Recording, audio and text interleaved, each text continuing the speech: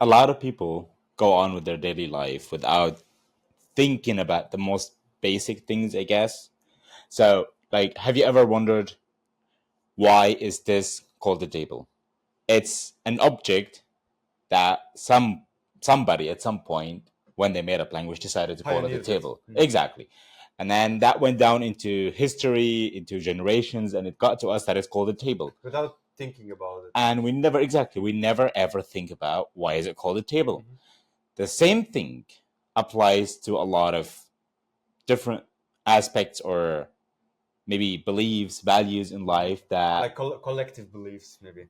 kind of something similar to that. Yeah, more like the same. Yeah. That we all go on with our lives without thinking about them or questioning them. At least almost everybody. Yeah, and we kind of approached this topic in different episodes where Mm-hmm. we talked about core beliefs in general and our Mm-hmm. values, where you have these ideas from different sources in the world Mm-hmm. where there are things that you believe in, but when you start to know yourself, when you start to go on your own path, you realize that most of these things weren't truly yours and weren't really things you want to believe in.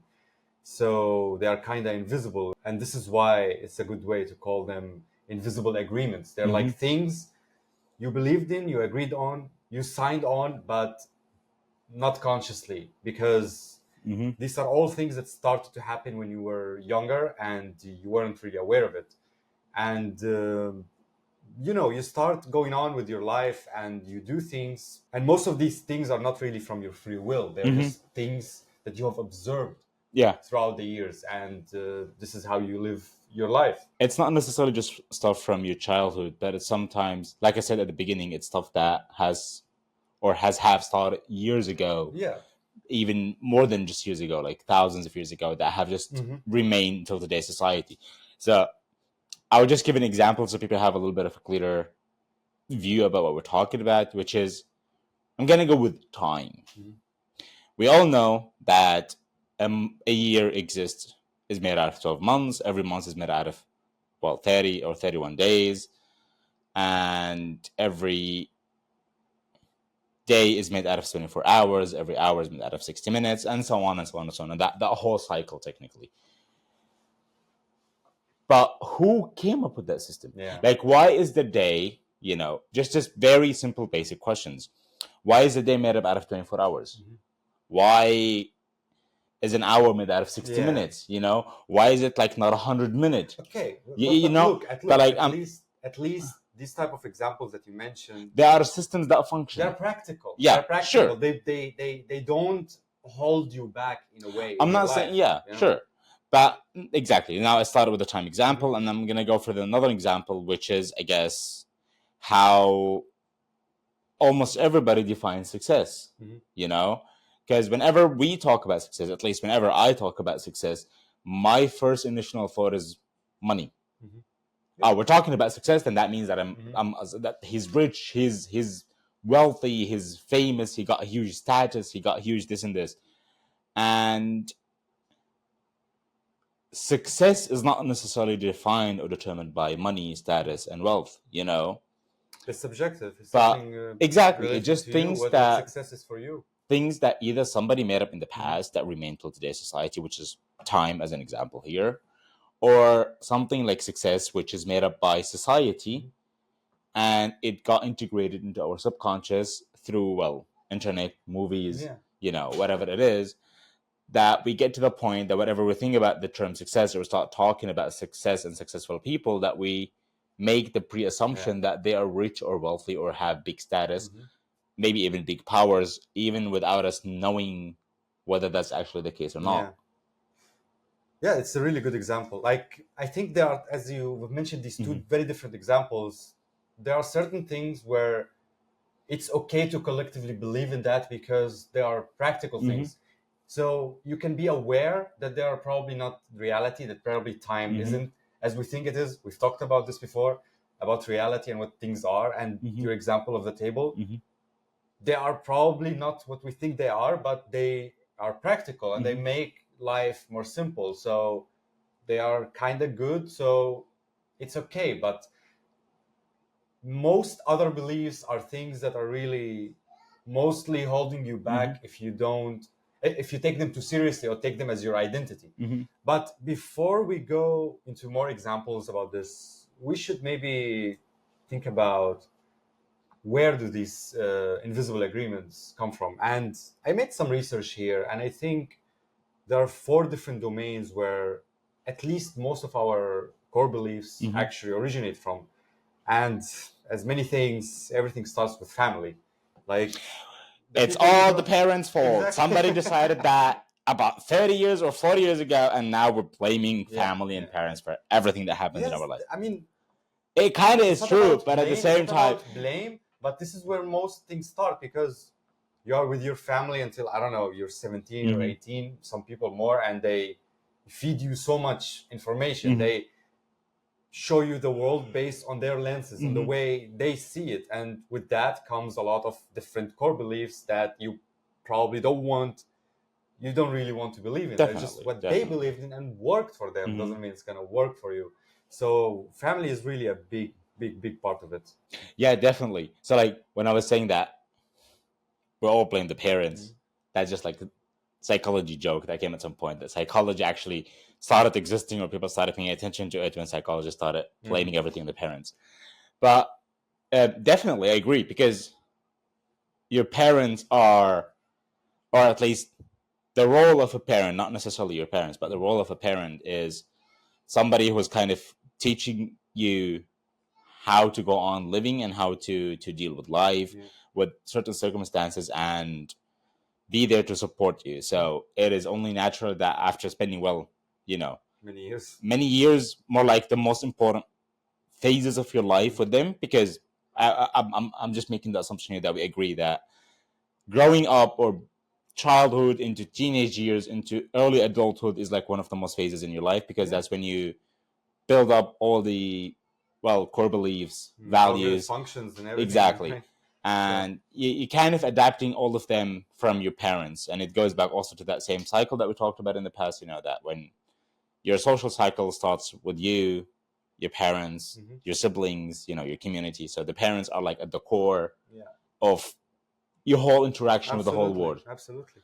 And another thing that is really tied to family is culture, because we also get many core beliefs from the culture. And I mean, there's some kind of correlation here, because the values and beliefs that you get from your family are mostly values and beliefs that they took from their parents, cultures, from their grandparents, just generally what the culture is. Depends where you're born, you're bound to have these core beliefs in you. And some of them are going to be good for you, some of them are not, but it's really hard to differentiate from them. And like, especially when you go on living in another culture and you try to integrate yourself where people have completely different core beliefs, and you start to question, what are really your beliefs? What are the beliefs of others? Well, yeah, but, we also can't forget that you're the sum of the 5 closest people to you. And technically, if you take that example and expand it on like millions of people that exist in one culture, and how everyone is the sum of the 5 people closest to them, and you keep expanding it, and then you're gonna end up with a net. Exactly. And then you're gonna end up with like, oh, okay, so technically we are the sum of the culture, or we have a lot of values or thought patterns maybe that we have integrated from the culture that we live in. Especially when you're like, you see that most people around you believe in the same thing. Exactly. They have the same invisible agreements. So of course you're gonna think this is what reality is. This is the truth. So you also want to adapt that as well. You also want to belong to that. Exactly. You also want to belong to that. So you have to adapt it subconsciously so you belong. Because if, let's say, the whole culture believes in, I don't know, there's many examples here, but let's say your culture believes in a certain way of thinking or living, or what belief or religion is. And if you go against that, then you're instantly not belonging anywhere in that culture. And then you're suddenly a lone wolf in a, you're technically a sheep in a den of wolves. Nobody likes that feeling. So. Exactly. So we have to adapt to our culture, whether we want it or not. It goes against our nature to defy people, and And something else that is a big factor for this is the education system. And this isn't only about what is inside the book that the teachers are teaching you, but also more about the beliefs of the teachers. Because, Hmm. you know, you could be sitting in a lesson where the teacher is saying something, and then suddenly she start to bring, or he start to bring their own beliefs to Hmm. the conversation. I think it is the way it should be, this way, it should be that way. And you might think it's the truth because she's the teacher, so I'm supposed to believe her, and this is the way we do things. So yeah, I think also many teachers are a big fault at this. Definitely. So, but um, I don't want to go into this topic, but you already know my standpoint on educational systems in schools. I'm against them for a huge part and for a lot of different reasons, but mainly is that, you know, you're being taught and your whole future is in the hands of someone that is another human being and most likely is not qualified Yeah. to be a teacher to somebody who's gonna, you know, like, because I look at it like a teacher is somebody who's gonna help you carve down the path of your life. And there's a lot of people who are not qualified for this since, well, you know, when you're applying for a teaching job, technically all what you need is some experience Yeah, in one area, and a that's paper, you yeah, know, like, oh wow, anyone, almost anyone can exactly. get that. So that doesn't mean that they're qualified for a teaching job. I'm hell, why the fuck not? I'm gonna bring an example from my own teacher experiences, you know. If I you're had listening. if you're listening, oh wait, you know what, you're not gonna even remember me anyways because I almost never went to class. It was back in university, and it was one of my like very first semester in semi-economic class. Doesn't matter, we don't need to go into details. That specific doctor believed that in if you want to pass his exam, believe that exams and grades are such a huge deal, like so important, and he only demanded or expected the best out of everybody. If you delivered less than the best, he's gonna instantly fail you because that was one of his core beliefs. I think he at some point told like a small tiny story about him growing up and how he was always like rigid with this kind of Mhm. stuff. So it was like a core belief from him that he instilled into everybody in that Yeah, yeah. classroom. And at the That's end of the dangerous. day, That's dangerous. whether people want to believe this or not, 90%, we were like about 80 students. Mhm. 90% of us failed his class, not because we are stupid or bad, Because you of know, his own because he was rigid. extremely rigid Mhm. and he valued, you know, perfection. He valued, you know, like, he was treating us early adults as if we were, you know, big adults with huge responsibilities, and any wrong number we write would lead to big mistakes, Yeah. which in a way it's good because it teaches you how to push yourself. But on the other hand, But there are limits. he is pushing his own beliefs and values onto, well, 90 And persons that's a bit in of that thing. case, you know. That's not your job. Exactly. So instead of forcing it, I believe that a teacher should be helping you to find your own way of how you Mhm. want to deal with this kind of stuff. Okay, I'm kind of going off topic here, But but still, just me and educational systems, yeah, hey, that's a lot. That's a huge they're big a big topic danger. that we don't need to get into now. Even in the modern years, in the last few years at Mhm. least, where they're starting to pushing the wokeism agenda in Mhm. many like In schools in and was it in the US? kindergarten or something. I don't think it's only in the USA, but Was it in the still. States where they were teaching kids, really young Mhm. kids, about wakeism and how to have sex with both males and females, Mhm. as if a child needs to know They don't this. care. They don't even Not know even what it this, means. but like as if a child who is, I don't know, what were they, in kindergarten, first, second class, like they were not even 10 years old. They don't even need, like, you could teach them these information, there's nothing wrong with them learning about that, but there's no need to go into specific details Yeah, yeah, about yeah. every aspect from every coin of it that could, you know, alter the course of this child's It's future. mostly indoctrination, and the education system is a perfect thing for that because you have full control over the kids for like Definitely. 7, 8 hours every day. You can do It's whatever you want. look at the your favorite show. What was it called? Not your favorite. One of your favorites. The one with the heroes, The one with where the the heroes are the villains. You know, the the villains with the boys, superpower. The boys. Thank you very much. Where the main character, what was he called again? I haven't. butcher. Butcher? Or which one? The Homelander? The Homelander. Thank you very The much. main villain, not The main villain, yeah. When he was talking to one of the, I think, FBI agents or something like this that were responsible for raising him, and she was telling him that since he was child, he was indoctrinated to always seek validation Yeah. and do what people ask of him, And that's what he became. and that's why he is the way he is. It's because since he was a child, they instilled these values in Yes. him and these core beliefs that, hey, you need validation And that's from how other we start people. to see the world and what's important. Exactly. So that's why It's very dangerous. But yeah, education system is for sure a really big one. And another one that is maybe more related to our usage of social media. And honestly, even before that, when we started to have TVs and things, where we start to have this collective source of information, which is the media and social media, where you see so many different people saying their opinions, saying their beliefs about things, and these big headlines, breaking news, all of this bullshit, and you start to see the world from these different lenses, the opinion of these different news channels and people, and just the famous people, what they are talking about things. And many people believe these things because we see these kind of individuals or news channels as like higher power, and they are telling us the truth, and we start to agree on the things they are saying. It's not only this, but it's also related a little bit, at least I believe that's a bit related to how the subconscious minds work. Because once you have seen, it's like the law of attraction, technically. You repeat the same, or not law of attraction, but positive affirmations.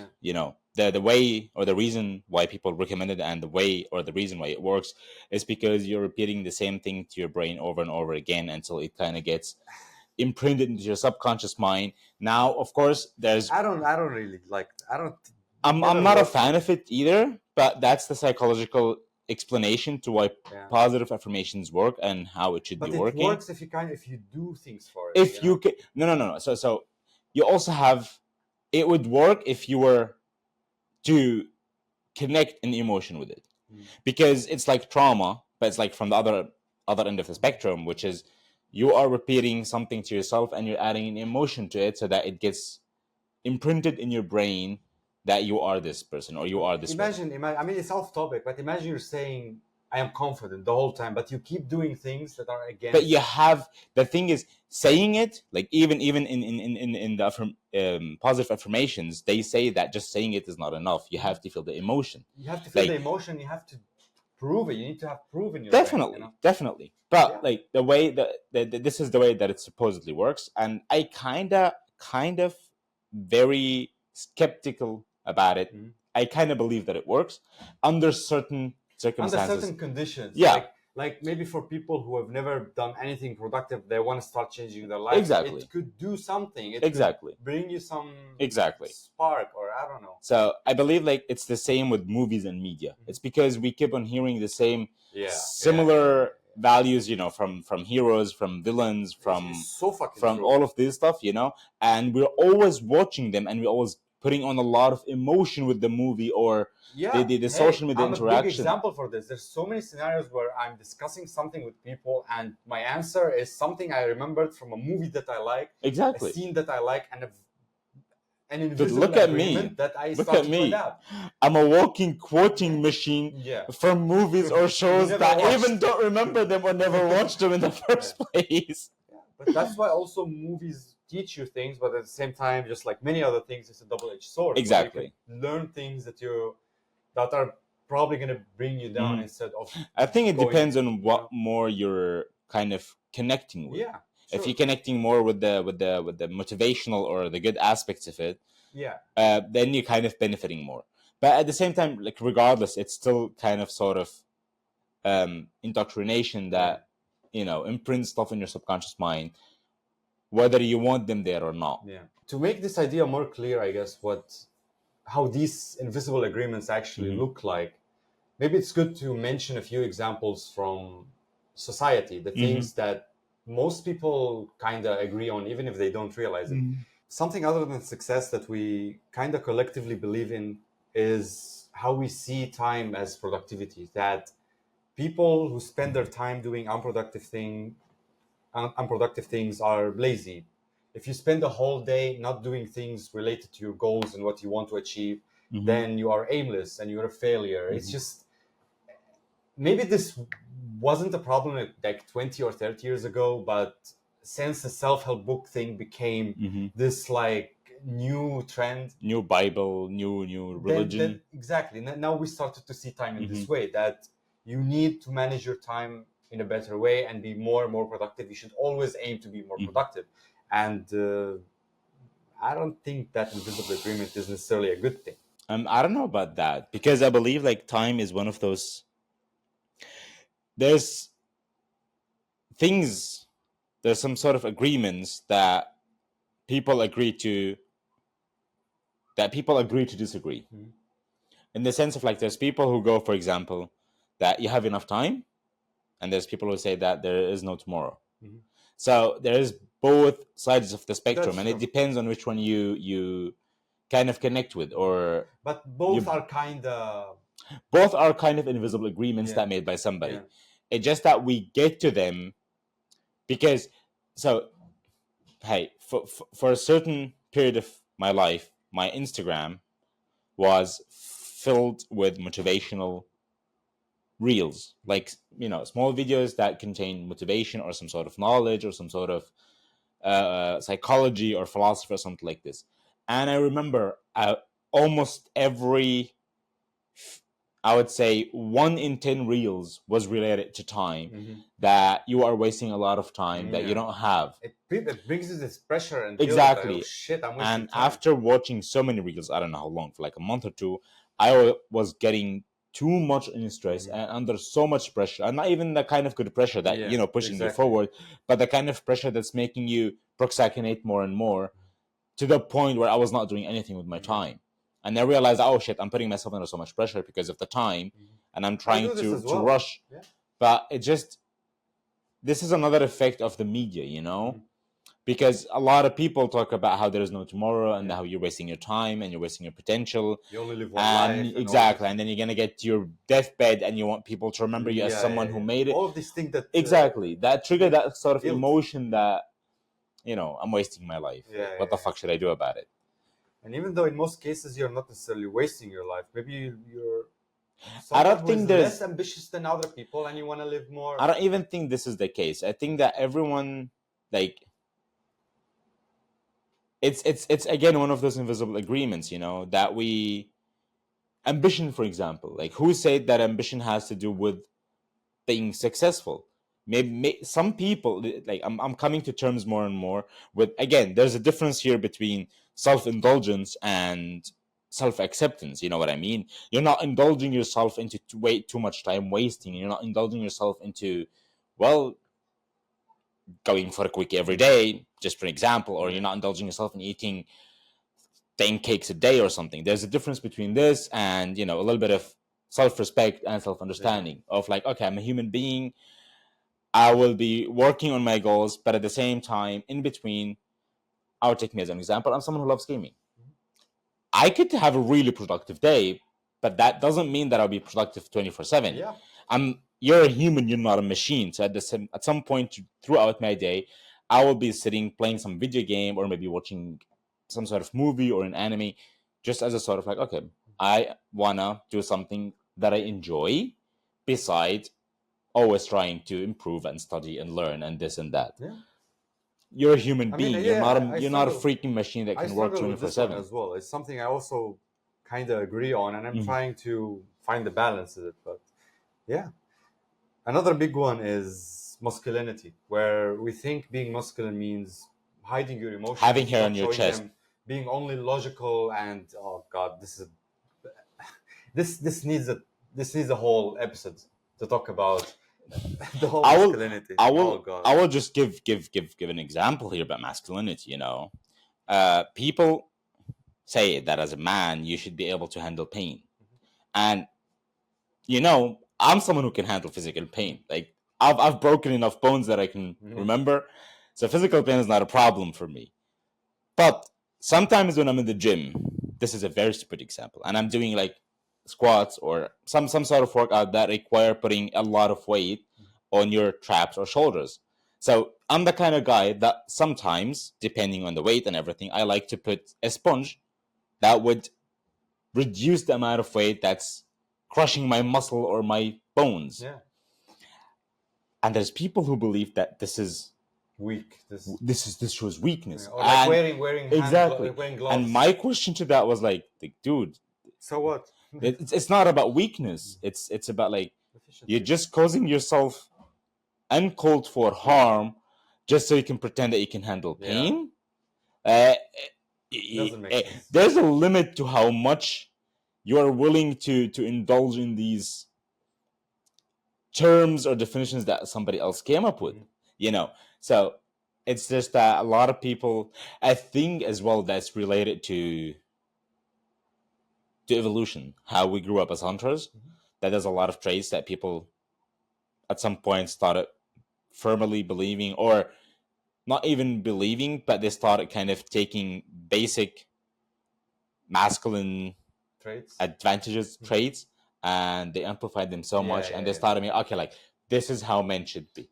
It's like, no, this is how men should be according to you. The origin we could argue about, but I think the problem is just how the invisible agreement itself, because how many problems it causes in men, in relationships, and just in so many areas in life, when you keep thinking that this is what masculinity is, and on the other side is what we think femininity is. We don't have to go in details about this. It's just in the same way that woman has to stay in the kitchen, she's supposed to care of the children and this, which is all fine, but you can't define femininity as these traits, as these, the same that you can define a man as someone who deal with pain, hide his emotions, think logically. These are all things that are interchangeable, and we are complex beings. You can't put people in boxes like this.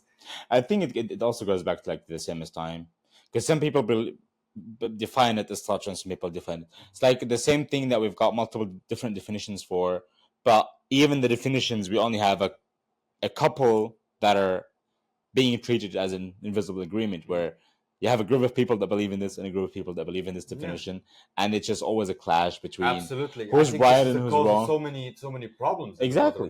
Definitely, what dude. On the right means and being on the left, and the clash that they have, it's all related to some fucking hidden invisible agreements that we that somebody came up with and decided to believe in. Yeah. One last example I want to mention here. I think it also matters, especially in modern society and social media, and what we see in reels and everything, is that independence equals strength. That, you know, the lone wolf, the lonely warrior, that you don't need anybody in order to achieve what you need. You shouldn't ask for help. You don't need friends. All of this fit in the same box, you know, the same invisible agreement that I'm fine on my own. I don't need people. I don't need friends. And I'm not going to ask for help. And hey, this is something that I also believed in for long time, and I still struggle with a little bit, that it's hard for me to ask help from my friends and family. It's hard for me to cooperate with people. I get these thoughts that I will do things better on my own, even though inside I know it's not true. You need other people, because we're social beings and we work better together. We're supposed to be together. And yeah. You know what I stand on that one. I'm someone who says life is hard. You can't go through life on your own. You need people. You want to need people to be near you. You genuinely want to be people. It makes life to be there for you. More beautiful, better, easier, more tolerable. There's so many benefits to that. It's not only this, but I believe that, you know, like the old quote that goes like, the country or a home is not a house, but home is the people who live in that house. I believe in that, yeah. People kind of add different colors to your life. You know, you've got someone who's painting your life in yellow, and you've got someone who's painting your life in red, and someone who's painting it in black. And then all these mixes of all these different colors is what make life, you know? True. And without them, if you are the I'm a lone wolf, I got everything under control, I'm on my own, I can manage my own, dude, your life is just going to be one color. And hey, trust me, it works. It will get you to higher places, but you're going to regret it. But at some point, you're going to look around you, and the only thing you're going to see is the color that you left behind. And you only leave one color behind. Yeah. That's a very good example. And then the portrait, well, Yeah. it's not a portrait anymore. It's just a color that's Yeah. left behind.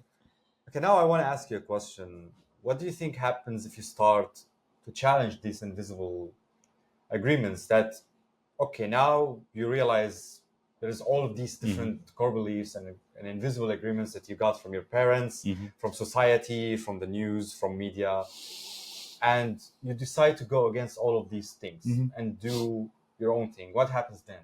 I think the first thing that, because for me at least, when I started, and I actually started I started with time. For me, time and names and language was the first thing that I was questioning. Yeah. Like, who said that it's 5 o'clock? And like, who came up with the name table? Who came up with Yeah. with this? Why is a tree called tree? And, It's exactly that was my first experience with this same, kind of thing, same, yeah. and it is kind of like enlightening. It's fun, but at the same time it's scary, because we go back to the same thing, that you've got this building of beliefs and values, and then suddenly the first floor is getting crumbled and it's collapsing, because, well, you're realizing that, oh shit, all of this is not coming from me but from the outer world. You're gonna be left behind in a way. Not left behind, but not more left like, behind, but maybe, like I said, a little bit scared, anxious, not knowing what to believe anymore, becoming with a little bit of nihilism, or a nihilistic perspective about life. That is the average. That is, I guess, that's the average experience when you start questioning sure. this I kind mean, of and things. that's part of it. But what I meant by left behind is that the people around you, like your friends, your family, they're probably gonna your relationship with them is gonna change. And this is Definitely. where I tie it to the lonely chapter that Chris Williamson always talk about, and we've mentioned before on this podcast, where you're probably gonna lose a lot of people around you. You're gonna be on your own for a while because you're everyone around you believe in the same thing, and they expect you to believe in that, and you go the other direction. They're probably gonna not get. You The connection is won't gonna the you relationship won't is gonna fit in change. anymore. Exactly, You won't you're fit not in gonna fit anymore. in. Yeah. You're gonna be an outcast. Yeah. And hey, this was also my experience growing up when I left my family, because I started to question so many things in my life, and many people didn't agree on that, and things changed. It's a scary journey. It's something that is, as you said, like, it brings some nihilism, it brings some dark But, thoughts and well, depression. And at the same time, like, remember that at the end of that tunnel, like, once you question these things and you start finding out who you want to be, then you will start associating and surrounding yourself with people of similar minds. And then, because I look at it like that sacrifice is worth absolutely, the reward. it's always worth it. Exactly. So, because at the end of that tunnel, you're going to be surrounded with people of similar minds, Yeah. of similar And emotions that's where you're gonna find yourself and actually achieve the things that you want to do. Yeah, exactly. I think this is a good cue to bring up some example from famous figures in the world that defied what society told them and made their own path, made their own journey. So the first story is about Siddhartha Gautama, and I heard this in so many different books, and I really like this one. So he was born a prince, and he was expected to become a ruler surrounded by luxury, comfort, and wealth, sheltered from suffering by his father. And Siddhartha's early life followed the invisible agreement that worldly power equals happiness. But upon encountering sickness, old age, and death, he realized that material success did not shield anyone from pain. He renounced his royal life to become a wandering seeker. His path eventually led to enlightenment under the Bodhi tree. By abandoning wealth in search of truth, he challenged the fundamental belief that success means riches and power, and redefined it what it means to be free. Another interesting one is about Florence Nightingale. So in Victorian England, upper class women were expected to marry well and manage the home, just like in so many other societies. Nursing was considered lowly, unsuitable for someone of Florence's background, but she felt a deep calling to serve and care for the sick, against her family's wishes. She trained in secret and eventually organized revolutionary care for soldiers during the Crimean War. She turned nursing into a respected profession, obviously, Mm-hmm. challenged rigid gender rules, and proved that compassion and competence were more important than class or tradition. Her legacy wasn't just about healthcare, it was about choosing purpose over social expectations. So you can see a pattern from these two stories, at least, where because of these people who defied these invisible Mm-hmm. agreements and beliefs, they created things in the world that we still work on in modern society. You can see in so many hospitals that most nurses are women, and they just defied the odds. Okay, let's stop They you. they they kind of like took an old definition and redefined it in a new way, where people realized, oh, okay, the new way of defining this seems better and more logical than the first one, and Yeah, they decided to stick up with that more, exactly. with the new one more. Exactly, And because there were no. Go. I just think it's fascinating to read about these Mm-hmm. different stories because you realize why certain things are the way they are in modern society and why society Mm-hmm. improved in general. It's because people didn't collectively believe in the same thing. Mm-hmm. There were these certain individuals who went the opposite direction and improved the world in Mm-hmm. some way. So this is actually why I think this episode is really important, why it's important to know what invisible agreements you abide to, because this shows you what you should do in your life, where you should head, because you never know where that would lead you. Like, Mm-hmm. I think it's guaranteed that it's going to be better for your life, but what you don't know, and this is where like the risk and the fear happen, that okay, what happens if I have my own beliefs? What happens if I choose different agreements? And yeah, this just brings you on the path that you're meant to go on. So I think before we end this episode, it's maybe we should mention briefly, like, if there is someone who is listening to this episode or heard from somewhere else about core beliefs Mm-hmm. and invisible agreements, how would they start challenging these agreements? Like, what would they do in their lives when they haven't even started with their self improvement journey? Just like everything, you need awareness for that. This is Awareness. It's always awareness. the same answer. Awareness. It is, yeah. Because if you're not aware of you have so in order to be able to solve a problem, you need to realize that there's a problem. Mhm. And once you are aware that there's a problem, that's already half the solution. It's the same old quote. Yeah. Because if you don't realize, if you're not aware that you have such core beliefs or such invisible agreements, then you won't even be able to Yeah. start with them.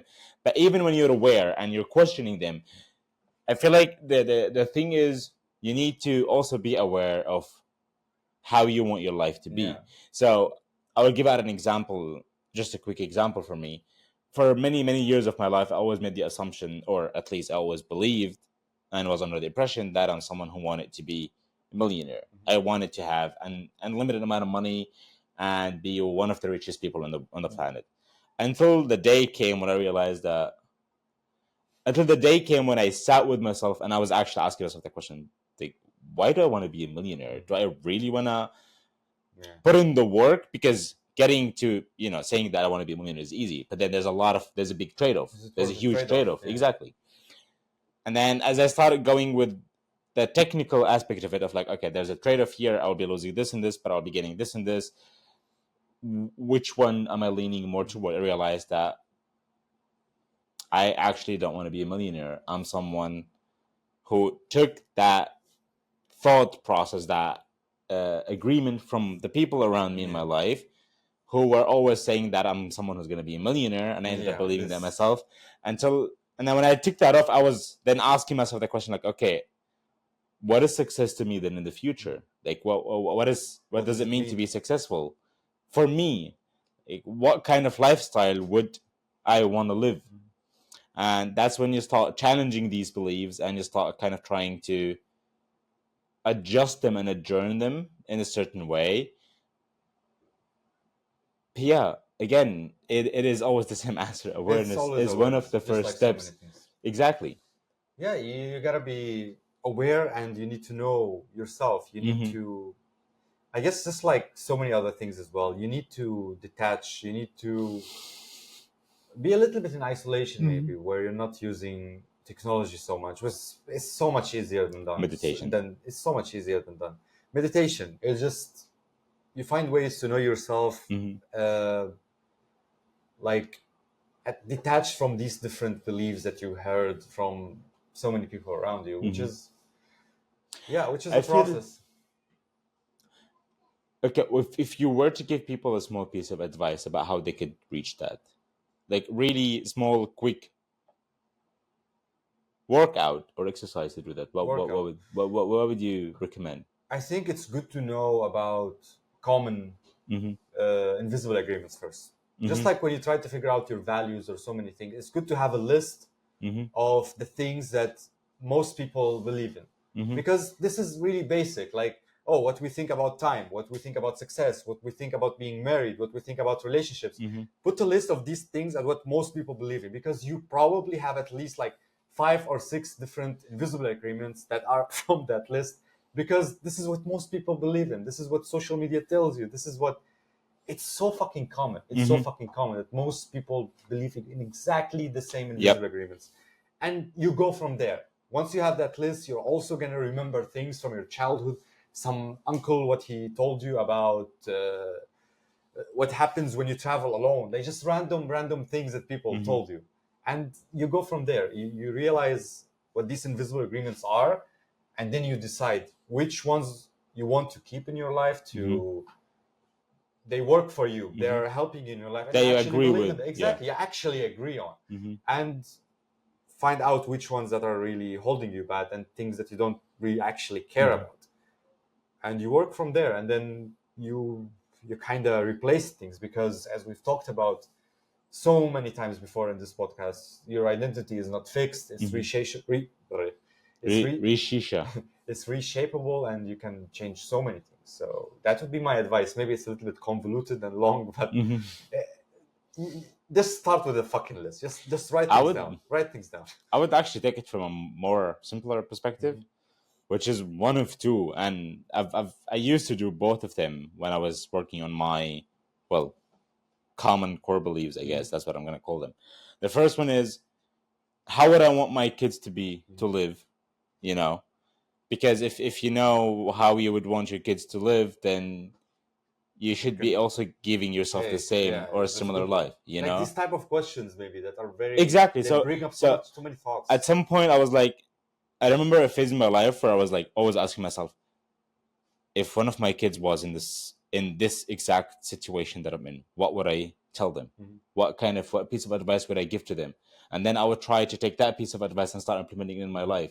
Like, okay, I know that the trade-off between, money and everything else that I care about is not worth it, and if my child ever asked me about that kind of situation, I would be making sure that he knows his values, and based on his values he would know whether to decide whether he want to take that trade-off, like what is it worth it for him Is it worth it or to not? take that trade-off Yeah. in relation to his values and what he wants in his life or not, and if not, then he shouldn't take that trade-off. Yeah. And I went from there, and then as I was going more and more through the list, I started asking the question from the other perspective. How would I want my friends, my future, my kids, my partner, my family to remember me after I die? Do I want them to remember me as the person who, went ahead and did everything according to how everyone else defines it? Or did he live like a Virtuous. virtuous life?